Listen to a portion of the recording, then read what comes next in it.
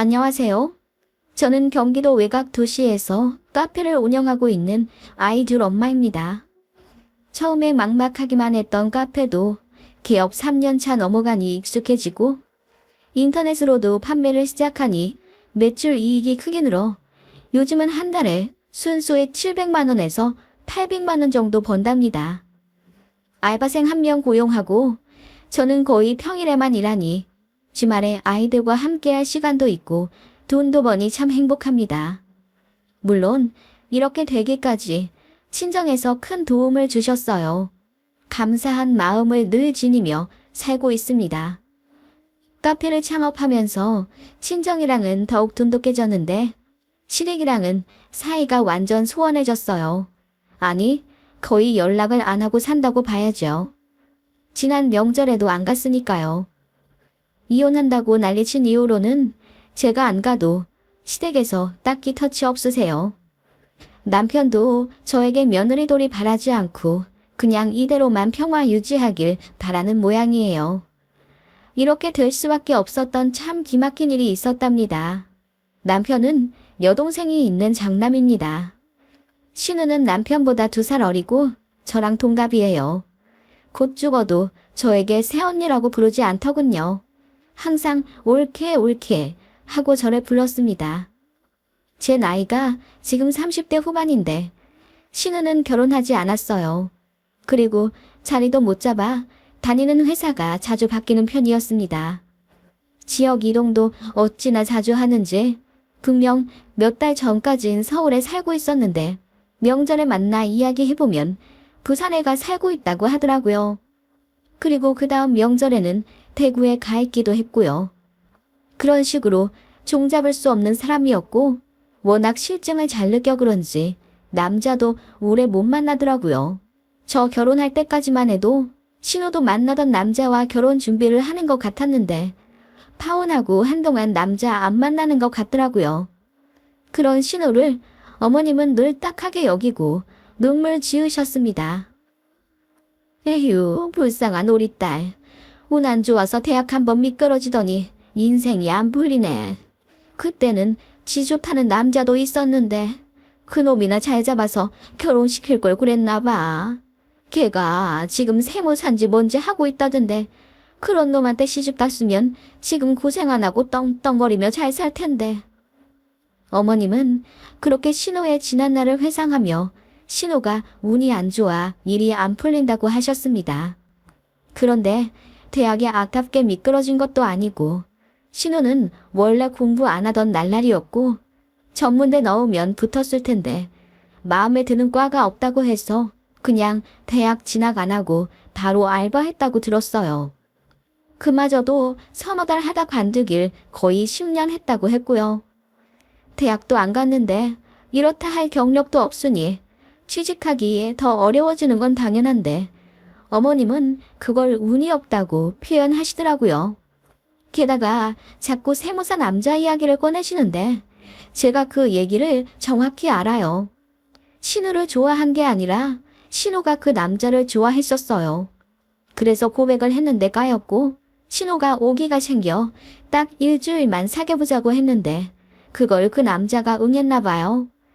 혹시나 해서 사귀어봤는데 역시나 신우가 별로인 걸 알고 일주일 조건 딱 되자마자 헤어지자고 했는데 신우는 세상 슬픈 시련 겪는 사람처럼 몇 달을 울고불고 했다더군요. 그게 거의 20년도 다 되어가는 이야기인데 하도 남자가 없으니 어머님도 그 사람 얘기를 자꾸 꺼내며 아쉬워하시는 것 같았어요. 너무 당황스러웠지만 어머님의 신우 걱정이 대단해 보였기에 쉽사리 얘기를 꺼낼 수가 없었습니다. 신우랑 저랑 동갑이니 저도 안타까운 마음에 직장이라도 한 곳에서 진득히 다녀보자고 했어요. 그렇게 안정적인 직업을 갖게 되면 소개팅도 들어오고 그러니까요. 그렇게 조언을 했더니 신우가 올케가 내 입장 되어 봤어? 나는 안 맞는 사람이랑 일주도 같이 못 있어. 그리고 난 남 밑에서 일 못하는 성격 같아. 나한테 자꾸 지시하면 너무 짜증나더라고. 라고 하길래 제가 사회생활이 다 그렇지 않느냐. 남의 돈 받는 게 그럼 시연 일이겠냐고 얘기했더니 시어머니가 저 멀리서 저희 얘기를 듣다가 한 걸음에 달려와 제 등짝을 때리더군요. 아무리 그래도 네 신우인데 무슨 조언을 하고 그러니? 가뜩이나 둘이 동갑인데 올케인 네가 먼저 조심해야지. 기분 상할 이야기는 하는 게 아니다. 라고 저를 혼내시더군요. 그때가 저 결혼한 지 2년 정도 되었을 때였고 저는 임신 중이었어요. 뱃속에 아이도 있는데 신우한테 사회생활 조언했다는 이유로 등짝 맞으니 세상 서럽더라고요. 남편도 그 얘기 듣고 화가 나서 시부모님한테 대들고 싸웠다가 한 1년 시댁이랑 왕래 안 한 적 있습니다. 아예 안 보고 살 거라고 큰 소리 뻥뻥 치시더니 제가 아이 낳으니 손주 보고 싶어서 슬그머니 연락하시더라고요. 아무튼 그런 시댁이라 제가 정에 붙을 수가 없었습니다. 그리고 신우 때문에 자꾸 시댁에 돈을 들이게 되었어요. 참고로 시댁은 지방에 있는 현재 시세 1억 2천짜리 작은 아파트 하나와 아버님 연금으로 노후 준비를 끝내신 상태이고 아버님 연금이 그리 많지 않기 때문에 어머님도 환갑 다 되실 때까지 일을 쉬지 못하고 부업하시며 돈을 버셨어요. 아마 어머님마저 일 관두시면 두 분이 연금으로 사셔야 하는데 200만 원도 안 되기 때문에 많이 아끼셔야 하거든요. 그런데 어느 순간부터 매번 돈 없다 타령을 하시더라고요. 이상해서 자세히 여쭤보니 신우한테 월 70만 원씩 준다 하시는 거예요. 다 큰 성인한테 왜 아직도 용돈을, 그것도 70만 원이나 주냐고 남편이 물으니 신우가 꽤 오래전부터 일을 못하고 있는 상태라고 하더군요. 그때가 저는 둘째 아이까지 낳은 35살이었고요. 남편도 듣다 못해 답답해서 신우한테 직접 연락해 일 좀 하라고 잔소리 하더군요. 참고로 저희 결혼할 때 예단 문제 때문에 신우랑 남편이랑 크게 싸워서 사이가 별로 안 좋습니다. 양가에서 1원도 지원 안 받고 결혼하기로 합의한 상태였고 당연히 예물 예단도 다 생략하기로 결정했습니다. 둘 다 돈이 많지 않기 때문에 신혼집에 영혼까지 다 쏟아 부어야 했거든요. 그런데 신우가 아무리 그래도 자기는 가방 하나는 받아야겠다며 난리를 쳤어요. 저는 말도 안 된다고 했죠. 돈 아끼려고 양가 부모님들한테도 뭐 안 드리고 저도 예물 예단 안 받고 결혼하는데 신우가 뭔데 가방을 받겠다고 난리인지요. 남편도 생각이 저랑 같았던지라 신우한테 말도 안 되는 소리 하지 말라고 했어요. 그랬더니 신우가 제 남편더러 벌써부터 여자한테 잡혀 살면 어떻게 하냐며 선 넘는 소리를 했더라고요. 그 바람에 남매 싸움이 심하게 났고 남편이 그 이후로 결혼 생활 내내 신우한테 개인적으로 연락 안 했어요. 그런데 신우가 일도 안 하고 연금 받는 부모님한테 돈 탔으니 이건 안 되겠다 싶어 남편이 오빠로서 개입을 한 거죠. 그런데 이번엔 어머님이 나서서 신우 실드를 치시더라고요. 네 동생이 이렇게 살고 싶어서 사니? 일도 안 풀리는데 어떻게 해 그럼? 2년 맞는 마땅한 회사가 없으니까 자꾸 관두는 거다냐. 너는 오빠로서 네 동생한테 실질적으로 도움 준 적이 있기나 해. 용돈을 한번 줘봤어? 회사를 소개시켜줘봤어? 그 말에 남편이 다 큰 동생 용돈을 왜 주고 지 앞가림만 자기가 알아서 해야지 왜 자기가 취직을 시켜줘야 하냐며 따졌죠. 어머님은 울면서 그러셨어요. 네 동생 아무래도 앞으로도 결혼은 못할 것 같고 마땅한데 취직도 못할 것 같은데 니들 부부가 좀 걷어주고 살아야 할 판이다. 우리가 살면 얼마나 살겠니? 앞으로 20년을 살지 10년을 살지 모르는 일인데 제발 네 동생 좀 불쌍하게 생각해주고 잘해주면 안 되겠니? 정말 기가 차더라고요. 미성년자도 아니고 본인이 그렇게 살아온 삶을 저희더러 어쩌라는 건지. 저도 회사 다니는 거 쉽지 않았어요. 복지 좋은 대기업이나 공무원도 아니라서 아이 둘 낳고 육아휴직 눈치 보고 써가며 사무실 제자리 지키는 거 너무 힘들었다고요. 그런데 저는 뭐 쉽게 사는 줄 아시는지 자꾸만 저와 신우를 비교하며 쟤는 운 좋아서 편한 직장에서 오래 버틴 데다 남편도 있고 애도 둘이나 낳아 어엿하게 가정 이뤘으니 나중에 효도받으며 편하게 살겠네. 난 우리 딸만 생각하면 마음이 아파서 밥도 안 넘어간다. 라고 하시는데 정말 황당하더라고요. 그래서 시댁이랑은 웬만하면 한 끼 이상 안 먹고 시간을 오래 안 보냈어요. 시간이 길어지면 불쌍한 신호 인생 타령하시며 저희더러 좀 도와달라는 식으로 애절한 눈빛을 쏴대셨거든요. 그래서 저도 둘째 낳고 회사 관두게 된 상황이라 정말이지 제 코가 석자인 상황이었어요. 그래서 용돈은 꿈도 꾸지 말라고 신에게 단호하게 이야기했더니 시무가 저에게 한동안 오래 삐졌습니다. 그러거나 말거나 신경 안 쓰고 있었죠. 그중 친정에서 오랫동안 골치 아프게 소송하고 있었던 땅 상속 문제가 해결되어 친정아빠 앞으로 3억 2천 정도 들어오게 되었습니다. 그래서 나중에 어떻게 될지 모르니 저랑 제 동생에게 미리 재산 증여해주고 싶다며 1억 정도씩 주겠다 하셨죠. 나중에 주는 것보다는 지금 당장 돈들이 필요한 나이이니 현실적으로 빨리 해주는 게 낫겠다 판단하신 거예요. 너무 감사했습니다. 그래서 그 돈으로 집 대출 갚는 데 쓸까 하다가 더 늦기 전에 제 꿈을 위해 도전해보고 싶었습니다. 남편도 그리하라 밀어주었고요. 저는 회사 다니면서 바리스타 자격증을 땄고 제과 제빵에 관심이 무척이나 많았어요. 그래서 꼭 베이킹 카페를 운영해보고 싶었습니다.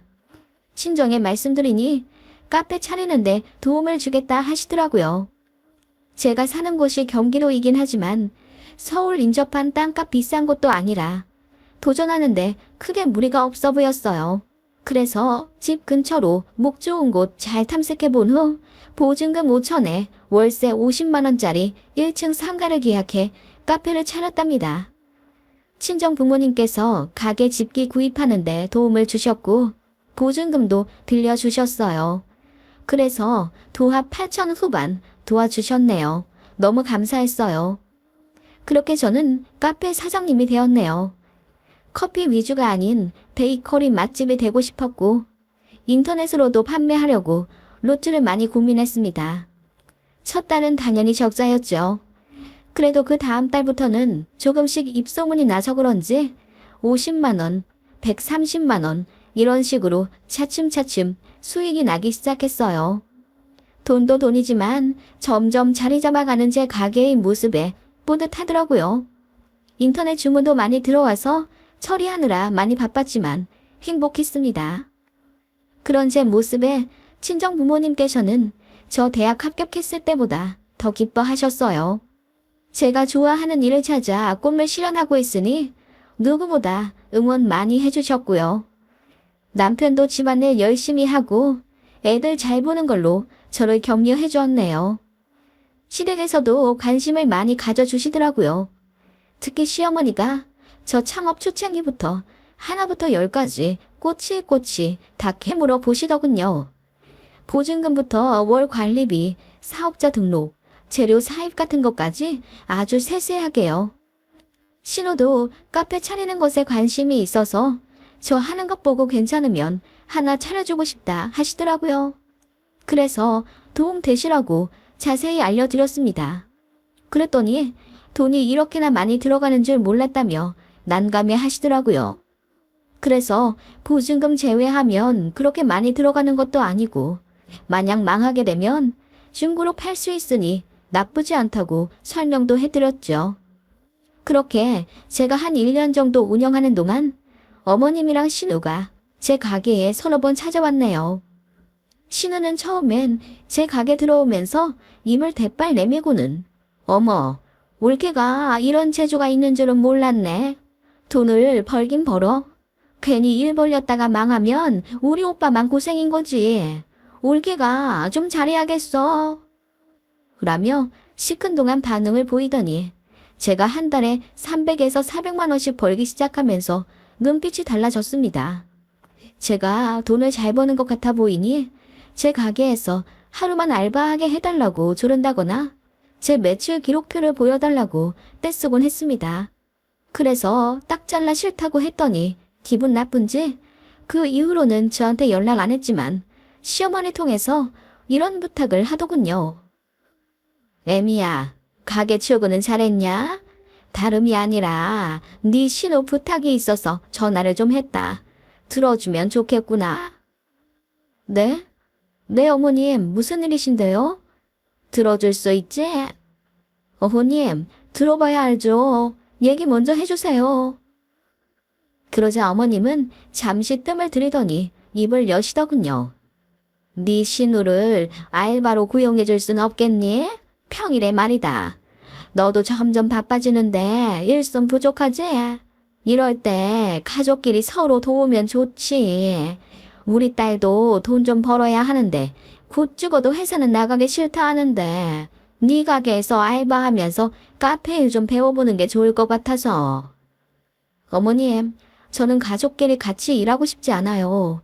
그리고 아직은 알바 안 써도 되고요. 그리고 아가씨 집이랑 여기는 꽤 먼데 출퇴근은 어떻게 하려고 알바를 한다는 거예요? 니들 집에서 다니면 되지. 평일에만 있다가 주말에 집에 내려오고. 네? 그건 절대 안 되죠. 제가 놀라서 딱 잘라 거절했습니다. 제 귀를 의심했어요. 알바하는 건 둘째치고 저희 집에 들어와 합가를 하겠다니요. 사이가 좋은 신호도 아닌데 너무 어이가 없었습니다. 제가 단칼에 거절하니 어머님이 서운하다며 생각이라도 해보지 그러냐 하더군요. 저는 무조건 싫다고 했습니다. 그랬더니 알겠다 하셨는데 며칠 뒤에 또 연락하시더군요. 그때는 남편 시켜 대신 전화 받게 했습니다. 남편이 더 길길이 날뛰며 그게 무슨 망언이냐고 화를 내더라고요. 다신 얘기 꺼내지 말라고 하고 전화 끊는 것까지 봤는데 그 다음 주에 대박 사건이 터졌습니다. 오픈 준비하고 있는데 누군가 씩씩거리며 들어오더라고요. 그래서 놀라 나가보니 시어머니랑 신우였습니다. 무슨 일이세요? 연락도 없이 이 아침부터 갑자기. 그러자 신우가 대뜸 소리 지르더군요. 네가 그렇게 잘났어? 어떻게 우리 엄마한테 그렇게 싸가지 없이 행동할 수 있어? 우리 엄마도 그런 부탁한 거 쉽지 않았어. 좀 좋게 이야기해주면 어디가 덧나냐. 내가 싸가지 없었다고요? 지금 아가씨 행동은 싸가지 있는 거고요. 저도 같이 맞서 싸우니 신우가 움찔하더군요. 그때 신모가 나서더니 얘가 틀린 말 했니? 너 우리 아들 조종했지? 대체 내 아들한테 뭐라고 얘기를 했길래 걔가 그러게 화를 내? 그리고 너희도 참 웃기다. 남도 아니고 여동생인데 좀 짠하게 생각하고 걷어주면 어디가 덧나. 그리고 넌 어떻게 너만 생각하냐? 라고 하시는데 정말 어이가 없더군요. 조종이요? 아니, 막무가내 아가씨를 우리 집에 보낸다고 하질 않나. 알바를 시켜달라고 하니 애들 아빠가 더 창피해 하던데요. 그러니까 화를 냈겠죠. 내가 그리 말하라 시켰겠어요? 그리고 생각해보세요. 아무리 가족 사이라도 알바로 고용하는 건 다른 문제인데 저도 근태를 봐야 하지 않겠어요. 아가씨가 회사를 진득하니 다닌 적이 있긴 하냐고요. 성실하지도 않고 나한테 막말하는 걸로 봐서 싸가지도 없는데 제가 뭘 보고 아가씨를 믿고 알바를 시켜요. 저도 화가 나서 소리를 지르며 대들었습니다. 그랬더니 신우랑 시모 둘 다 입이 쩍 벌어지며 당황해 하더군요. 저는 늘 조용조용한 사람이었고 웬만하면 찾는 올케이자 며느리였거든요. 잠시 뒤 시모가 정신을 차린 듯 저에게 삿대질을 하며 너는 그래서 안 되는 거야. 결혼이라는 게 뭐니? 남자 좋아서 그냥 같이 살면 망고땡이야. 상대 가족도 끌어안는 게 결혼이다. 니들끼리 잘 먹고 잘 살려고 하는 건 결혼이 아니라 이기적인 거라고. 네 신우가 자리를 잡아야 온 가족이 행복한 거지.